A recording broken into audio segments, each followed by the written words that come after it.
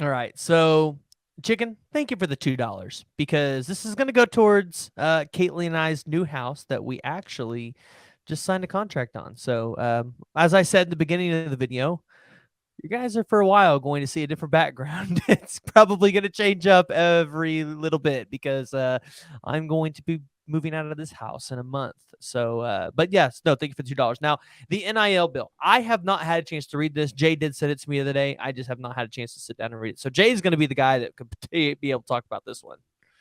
Yeah, we talked about this on my live last week. That you weren't able to make it out to me, and Jason went down and went through all of it. And so Chicken was kind of wanting to get all of y'all's opinions on it. We're gonna definitely talk about it on next week on the SEC Connect with Ty. 'Cause I want to get Ty's opinion and thoughts on it also.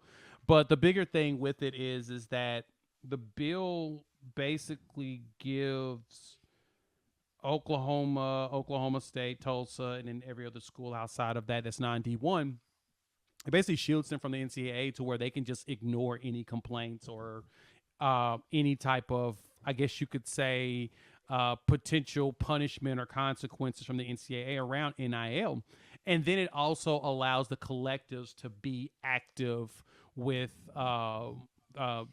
pursuing players and the schools helping these collectives provide these deals to the players or whatnot. And so in my mind, that's really a pay for play setup. That's really what it is. It's just going to like, you know what, we're going to let boosters pay the players if you're allowing the collectives to not have really any quote unquote regulation, even though there are rules, but more so saying, hey, we're going to help these kids get these NIL deals.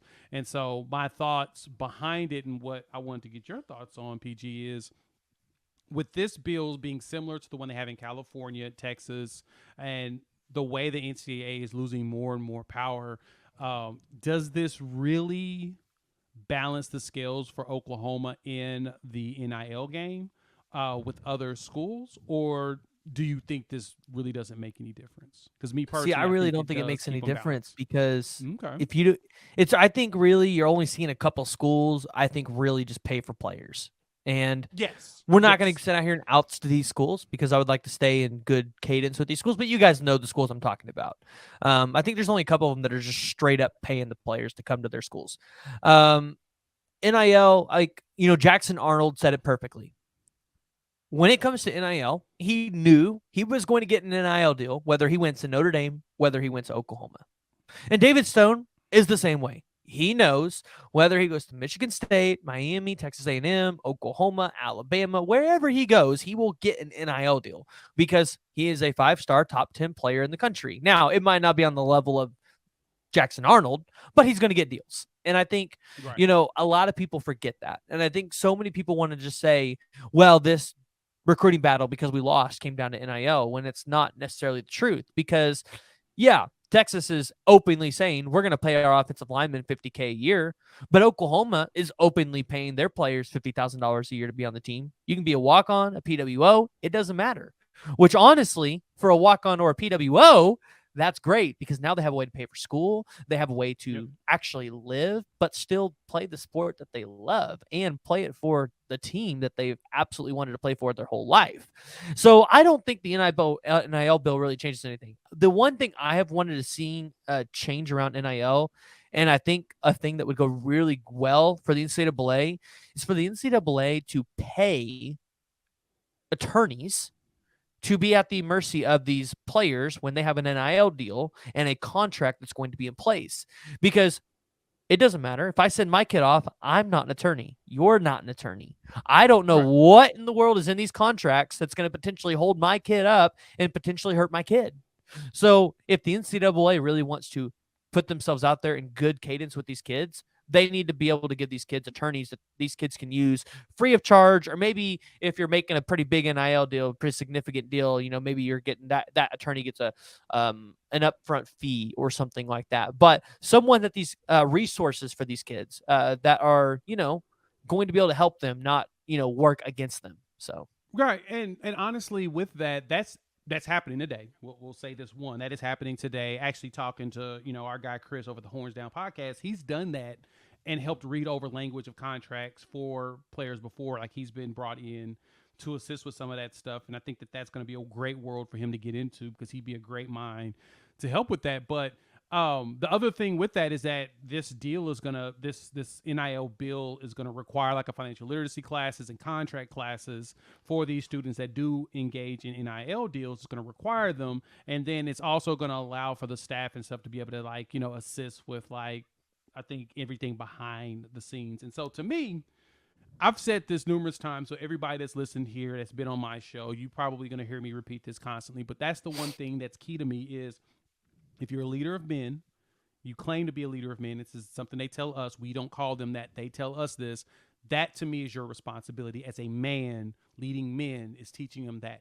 The parents are going to teach as well, but some parents are not versed or like you said, we're not attorneys. So I know, but I know the resources of where to go. And so they need to be able to and be willing to help with vetting and providing sources and people that are trusted advisors to be able to help with those situations. So you're spot on, PG.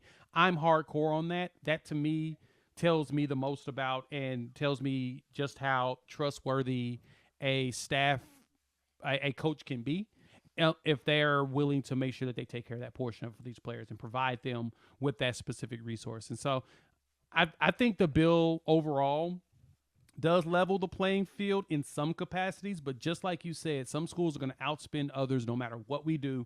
And just because they outspend you doesn't mean they're going to outwin you. And we've seen that. We see that on the professional level, and you're going to see that at the collegiate level as well. Some are going to outspend others. Whoop-de-doo.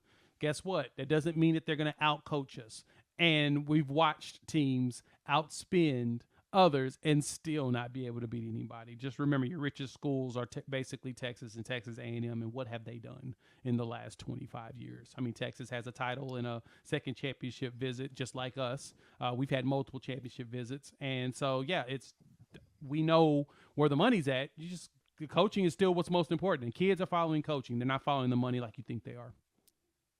Yes, no, I agree with you. And really, honestly, I think we talk about so often Texas and Texas A&M being the richest schools, but talking about rich or schools that have a lot of rich people around them, USC, they have a great NIL program as it is. If they could just fine tune a couple things with it, they really could just, they could step into that tier one of college football teams because we've already seen it with some of the deals that Caleb Williams has been able to get, some of the deals that they've been able to get for their women's basketball team and teams like that.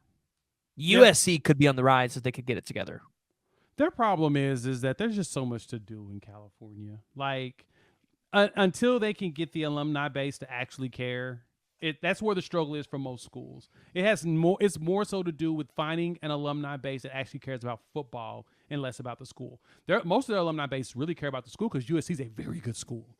They're a very good school and they're very well funded because they've got alum that care and they drop money in there. I mean, hell, Dr. Dre paid a whole bunch of money to go into their arts programs and stuff. So they do that. They have those resources. And like you said, they have a really good collective. And now that they care about football, you're going to see them do some special stuff, just like Miami. It's going to take Miami a couple years to make sure that Cristobal is the right coach. He's a great recruiter. The question is can he actually coach the talent that he's bringing in? And Ruiz is going to do everything he can to bring in the best players at that school because he loves his school being in the spotlight athletically on top of academically. The school don't care about athletics. They only care about academics.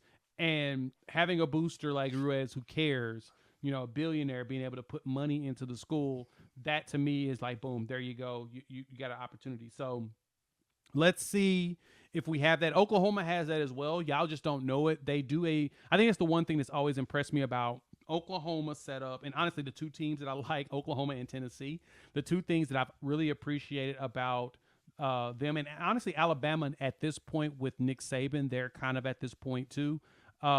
They don't, know that they have money, but you don't really hear about it. And when they spend in specific spots because that's what they want to spend on. They don't just spend frivolously just to say they can. They're very meticulous and they're very pointed at where they spend their money. And that's something I truly appreciate. Like Tennessee is one of the richer schools in the country as well. Their alumni base will drop bread at that school all the time. And they purposely focus on where they're going to spend their money. Now, Granted, they did a terrible job initially at finding coaches, but they finally found an AD that they know can do some things. The one from UCF, they brought him over. He fired the other coach and brought in his coach from UCF, which is Josh Heupel, former Sooner quarterback. And so because of that, now you're seeing them make those steps forward. And Oklahoma does it in a similar way. We've got a great AD. Castiglione is fantastic. He's one of the best in the country. And OU has always done a really good job of bringing in coaches and maintaining success. And I expect that same thing out of Venables, which is good. And so we're getting the money. It's coming in. We're one of the richer schools revenue-wise. We just don't spend money just to spend money. Like, we threw bags. Like, I'm gonna tell you, we threw bags at David Hicks, and it was just one of those situations where you just don't win. You can't win all of them. We can offer every player $100 million. Sometimes a player would be like, I'd rather take 85 and go to this school, only because of a relationship with the coach or relationship with the family member, et cetera, so on and so forth. So there's so many more factors than money in winning some of these recruits. So you want to, like I said, you want a talent like Hicks, and you hope that you can win a talent like Hicks. But it's for him, A&M has sent a lot of defensive linemen to the NFL. Can't really argue that, right? Like, how do you? Yeah, but Nick Williams ain't there anymore to it? help do it. I mean, Nick was just a recruiting coordinator. He did a really good job of what he did, but Elijah Erob is the coach that everyone loves. That's the only reason why they have stability on the defensive line today, why none of those guys is left. Elijah Robinson is a fantastic coach. Larry Johnson, the godfather up at Ohio State's one that you should be terrified of. And anybody that Nick Saban hires at Alabama obviously is going to be one that you should be afraid of. Same thing with Georgia. And Michigan. Michigan churns out defensive linemen too. So and offensive linemen. Bates is becoming that. Yeah, Bates is getting there. Bates is getting there, that his clout that he built at Clemson is following here now, and you're going to start seeing those bigger players come here, because even though the best defensive lineman we've had in the last 15 years was Gerald McCoy, before that was Tommy Harris, we don't have a bunch of them. We've had some good ones. We just haven't had a bunch of them. And A&M churns them out. Myles Garrett is wrecking the NFL, and they're churning out defensive linemen to the NFL. So, because of that, we just got to give Todd Bates some time. He's going to get those Clemson boys. I mean, he had like 4 defensive linemen drafted in I think like 3 of them was drafted in the first round, and 4 of them total in the first 3 rounds. Like, that's absurd to get basically your starting defensive line in the NFL in a 3-round span. Bananas. We'll get that here. We'll have that, so don't stress. I think David Stone, is in the background recruiting players to come to Oklahoma, and he's just having fun teasing the hell out of us. And whenever they let him, he will commit. I'll tell you this. I know for a fact Stone has been recruiting to Oklahoma, so that's all. That's all I'll say there. I know he is. I know that he is definitely telling folks, you got to come here with me. Come join me at Oklahoma. So